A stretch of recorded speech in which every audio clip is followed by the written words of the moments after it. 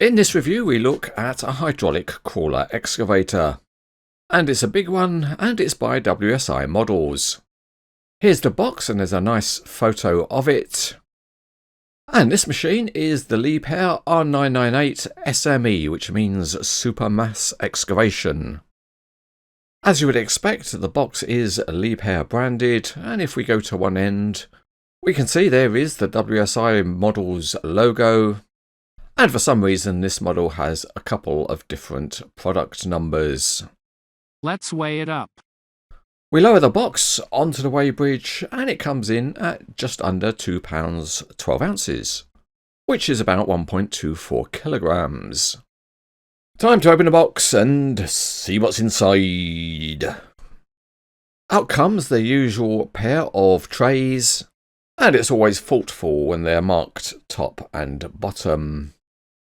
Even more thoughtful is the clipping mechanism which keeps the two trays together, and this is so much better than having to cut tape. With the clips off, we can lift off the top tray, and there's the model wrapped in soft plastic. We take that off, and then we're ready to get the model out. As always, have a good look and take care to lift it out in the right place. And this model also has a bit of packaging inside the bucket. But wait, that's not all. There's also a bag containing some parts.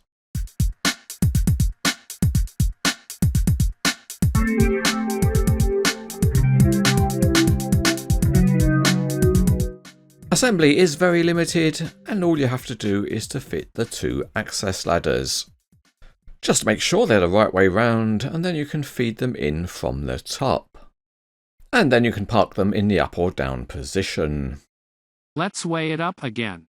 So the model makes its way onto the weighbridge, and it's just over £2 1 ounces. What is 945 grams?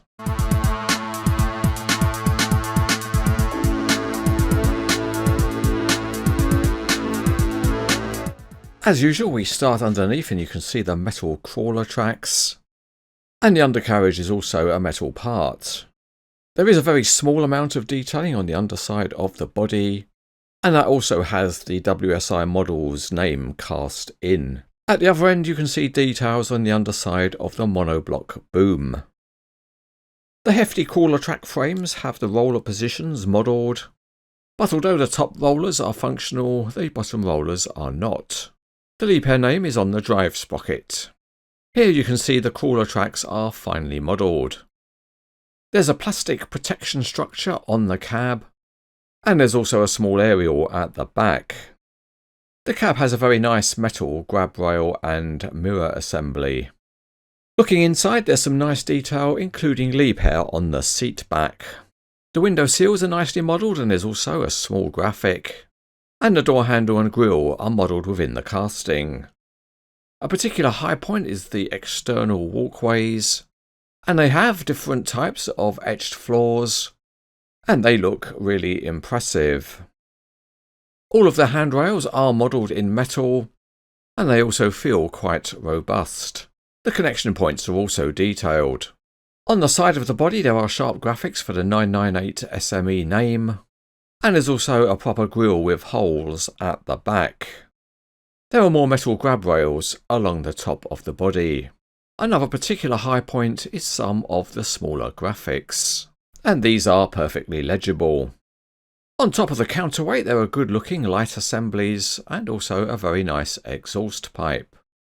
The video camera position is also modelled, and the quality of the paintwork and the graphics is very high. Moving around to the other side of the machine, and there's more grab rails, and there's another really high quality etched grille in the body side.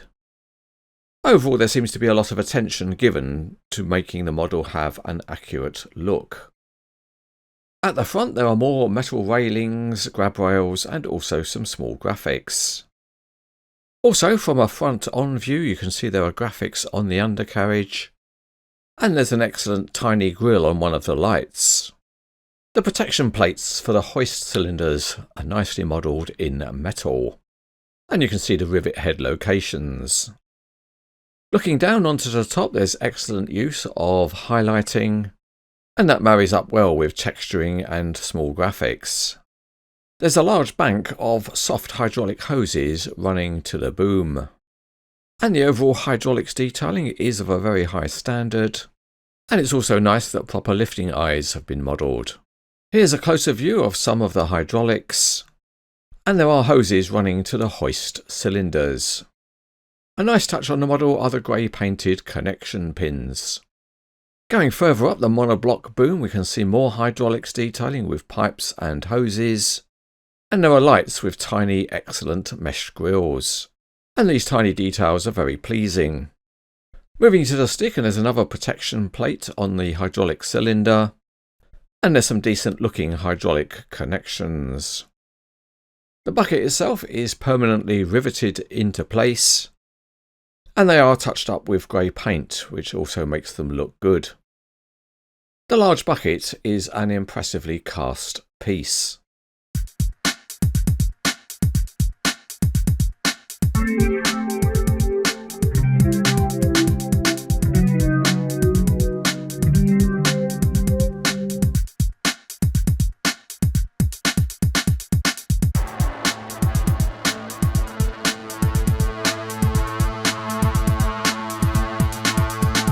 With the model on its back, we can test out the crawler tracks, and they roll fairly well with just the occasional stickiness.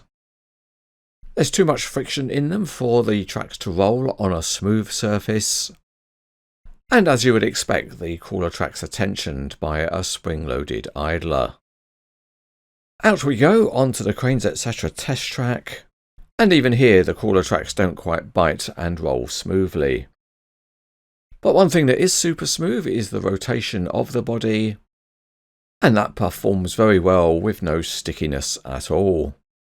Another working feature is the access ladders, and they can be lowered and raised and will hold a position.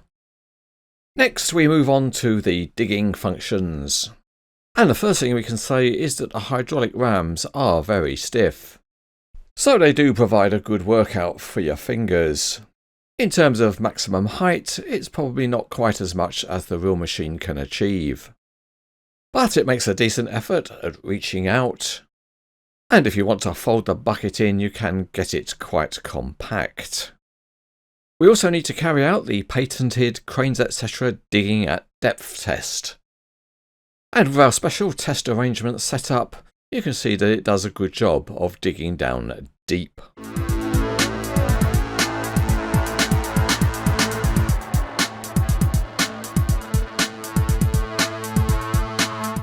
This is an impressive replica of a 100-ton excavator by WSI Models. In particular, it captures the detailing of the machine very well, and it's also robustly made with a high metal content. The functionality is also pretty solid, and although it would be nice if the bucket and counterweight were removable, overall the model has enough going for it to be rated as excellent.